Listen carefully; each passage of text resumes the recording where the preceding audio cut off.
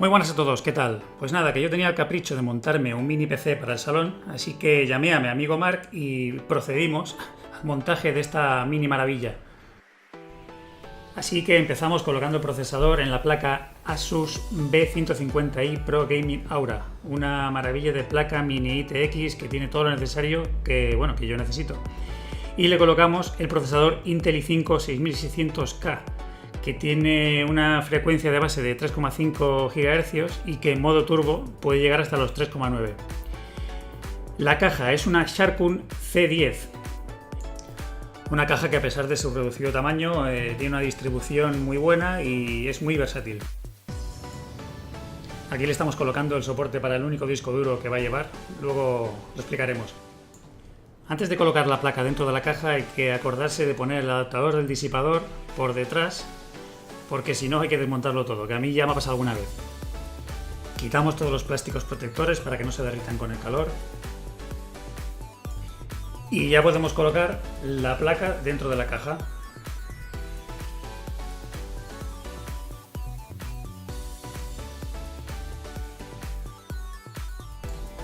La atornillamos bien.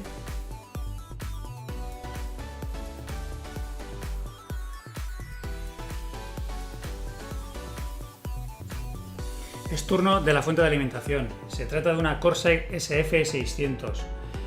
Es una mini fuente de alimentación de 600 vatios, muy pequeña, específica para este tipo de cajas, pero muy potente.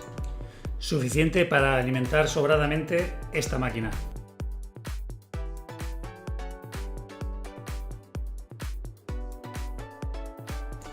Como se puede ver, la fuente es totalmente modular, es decir, que únicamente utilizaremos los cables que sean necesarios.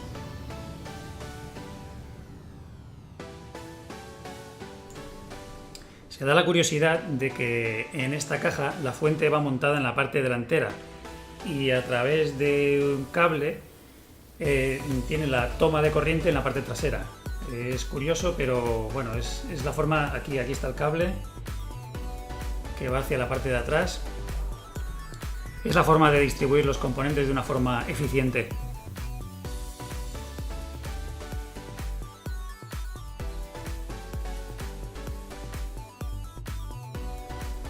Colocamos la tapa frontal.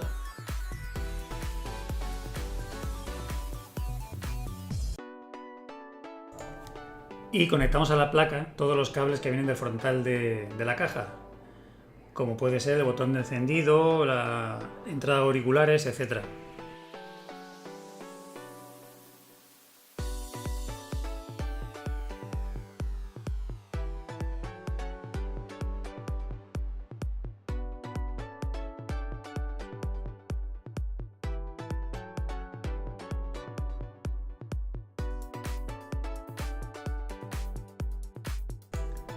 Conectamos la placa a la fuente de alimentación.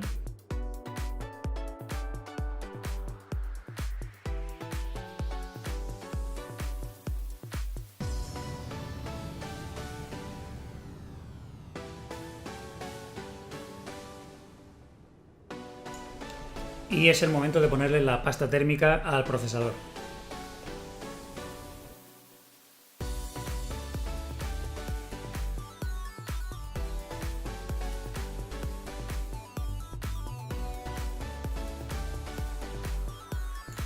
La esparcimos bien.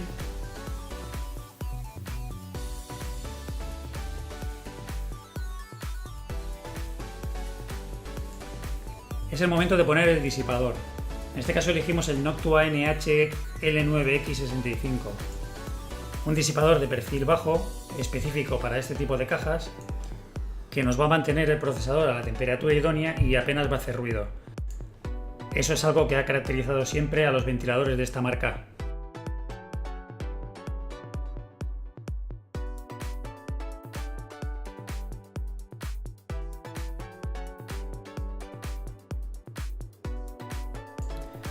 Conectamos a la placa la toma de corriente del ventilador.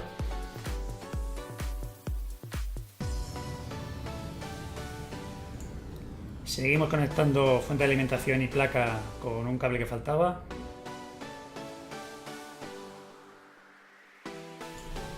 Es momento de colocar la memoria RAM.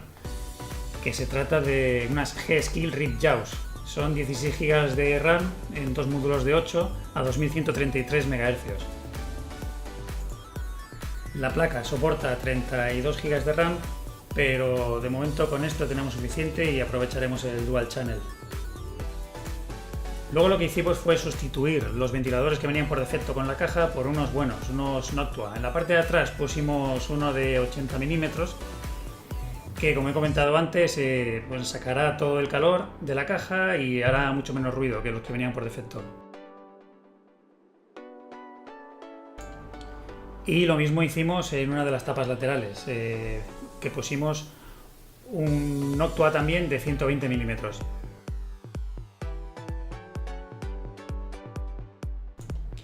Luego le colocamos una grabadora de Blu-ray. Sí, ya sé, muchos pensaréis que es una tecnología obsoleta, que para qué lo pongo. Bueno, el caso es que yo tengo muchos CDs, DVDs y Blu-rays en casa y quería tenerlo.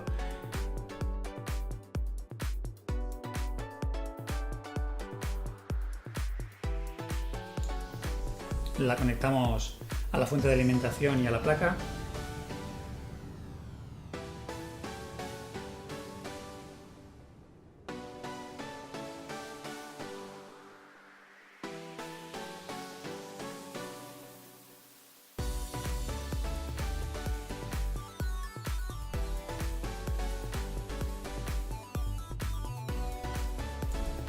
Y es el turno del disco duro, el único disco duro que le vamos a poner.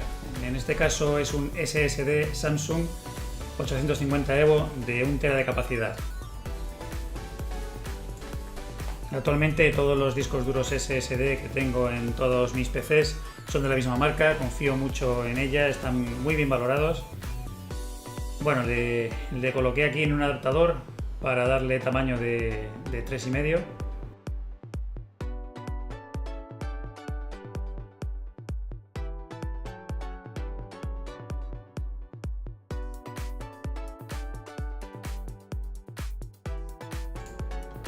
Y es momento de ponerlo en su sitio dentro de la caja.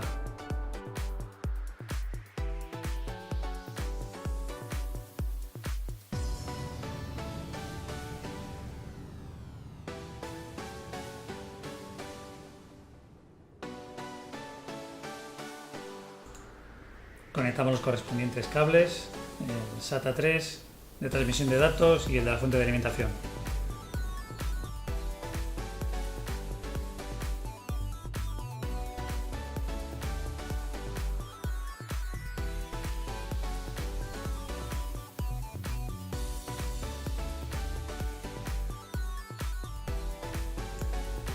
Ordenamos bien todos los cables en el interior de la caja para que no haya problemas en el airflow. Y el último componente es la joya de la corona, la tarjeta gráfica. En este caso elegimos la GeForce GTX 1070 de 8 GB y la versión Mini ITX para cajas pequeñas.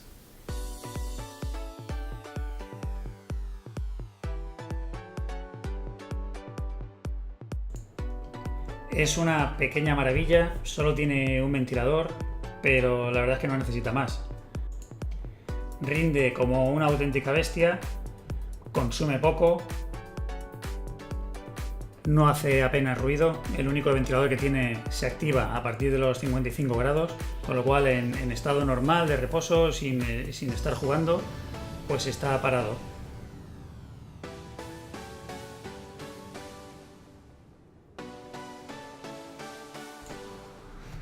Como vemos, lleva dos conectores DVI, un HDMI y un DisplayPort.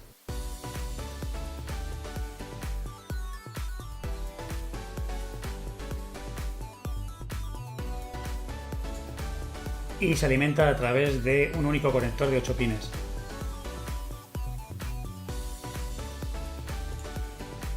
Es momento de ensamblarla en la placa.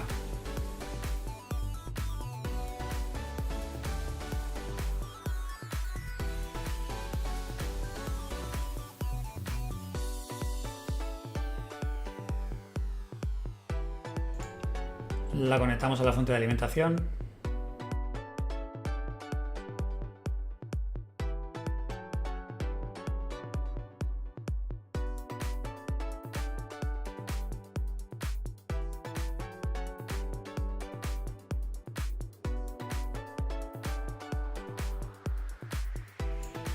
y la acabamos de atornillar bien a la caja.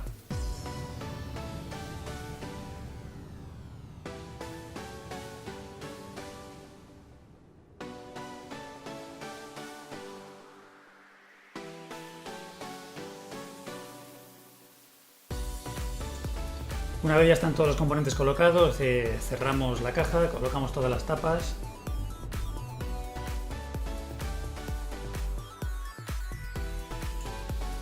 Y por último le colocamos las patas.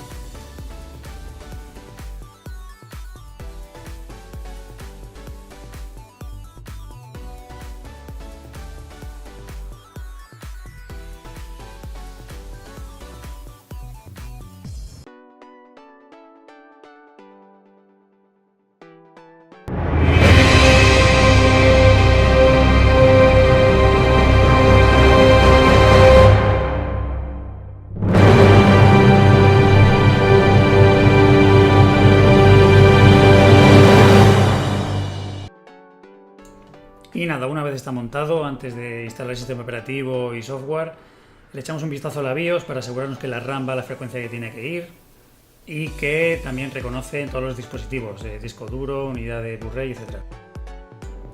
Bien, pues ya lo tenemos todo a punto para disfrutar de nuestra máquina, tumbado en el sofá con un mando inalámbrico para jugar a juegos típicos de mando, no los shooters, porque los shooters se juegan con teclado y ratón, por lo menos esa es la costumbre que tenemos los peceros. Y nada, lo utilizaré también pues eso como servidor multimedia para ver películas, series, etc. Bien, pues vamos ya a las pruebas de rendimiento de los juegos, pero antes quiero comentar una cosa. En el panel de control de Nvidia activo siempre la sincronización vertical, que por defecto está desactivada, y dentro del juego también la activo.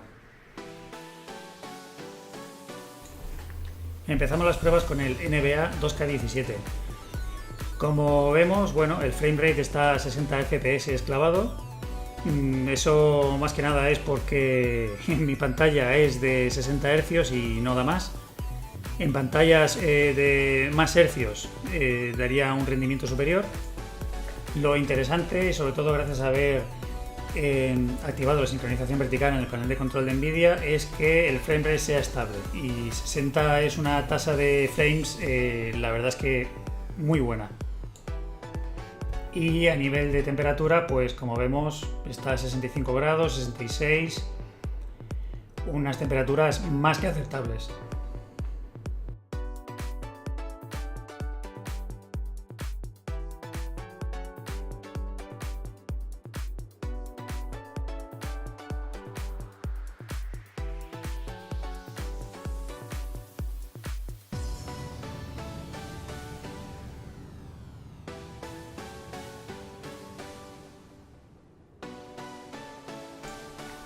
Seguimos con el Mortal Kombat X.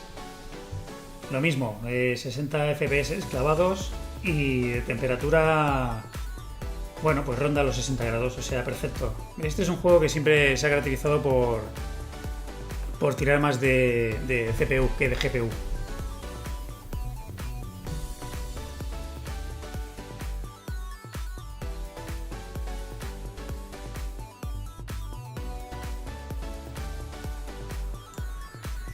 Aquí vemos que baja a 30 FPS, pero es por la cinemática. La mayoría de cinemáticas de los juegos, al estar pregrabadas, suelen ir a un frame rate inferior. Ya vuelven los 60 estables.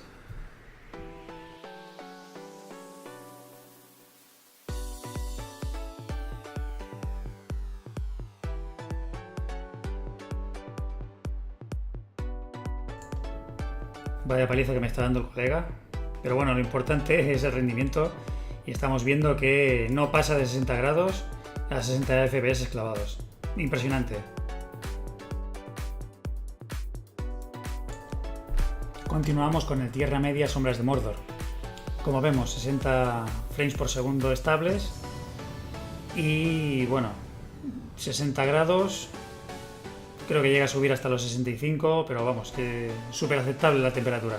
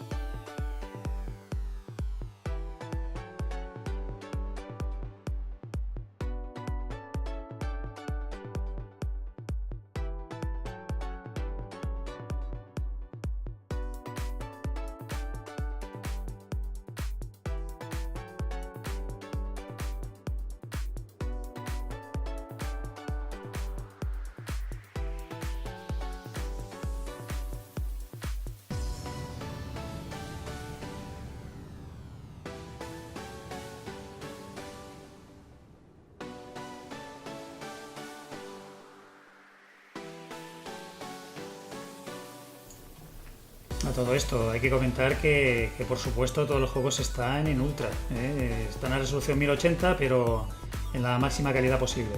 Seguimos con el Batman Arkham Knight. Lo mismo, 60 FPS clavados. Esto ya se ha convertido en un estándar en esta gráfica y bueno, pues ronda los 70 grados. En esta escena que tiene bastante carga gráfica, vemos que aguanta muy bien a nivel de frame rate y temperatura.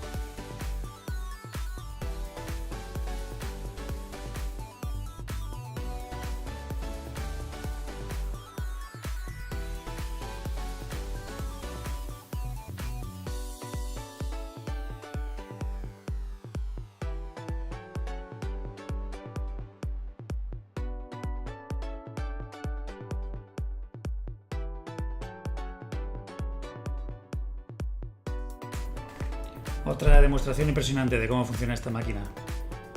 Y por supuesto también, pues eso, con todo en la opción más alta que nos deja escoger en resolución 1080. Continuamos con el Rise Son of Rome. Bueno, otro juegazo que a nivel gráfico es muy puntero.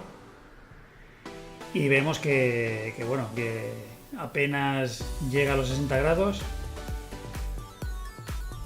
y por supuesto a 60 FPS clavados.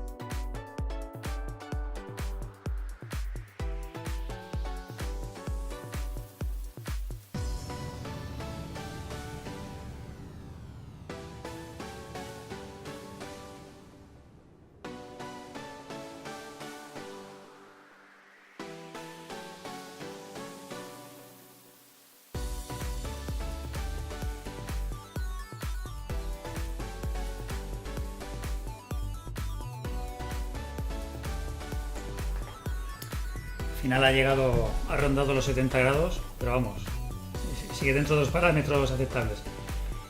Y lo dicho, en opciones gráficas todo en la opción más alta que nos deja escoger. Otro de los juegos estrella por excelencia, tenía muchas ganas de probarlo en esta máquina, el The Witcher 3, que destaca por ser muy exigente gráficamente. Pues eso, ronda los 70 grados y a 60 FPS clavados. De nuevo, estoy impresionado.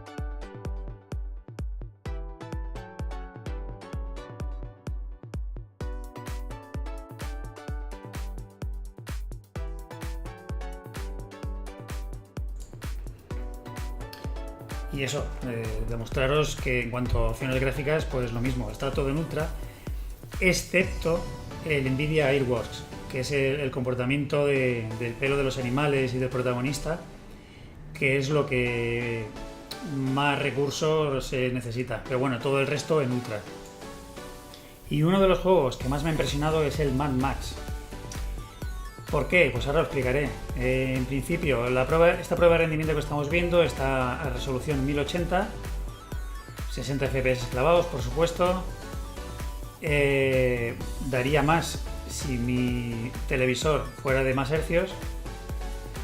Tengo que decir que es de 1080, no es un televisor 4K de momento. Y bueno, va a una temperatura de 65 grados. Bueno, es que más que aceptable.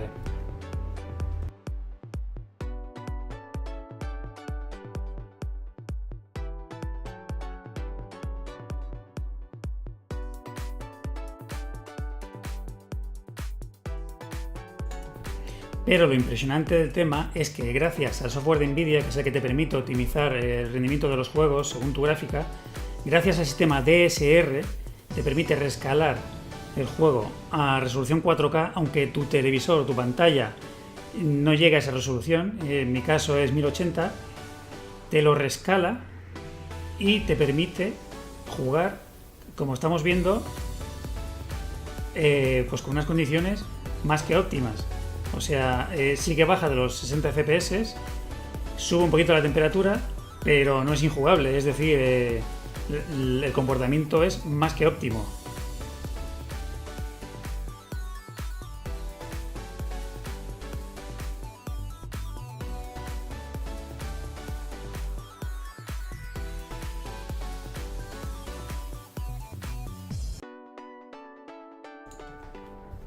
Aquí en este momento, que tiene más carga gráfica, llega hasta los 80 grados y baja hasta los 45 FPS, es una cosa así.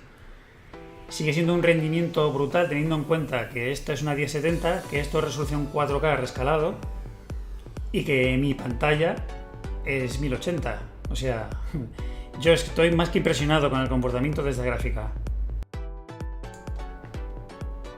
Aquí os lo muestro, resolución 4K con todo en ultra. Y nada más, lo dejaremos por aquí. Espero que os haya gustado. Yo voy a seguir dándole caña a esto y nos vemos en el siguiente vídeo. Hasta luego.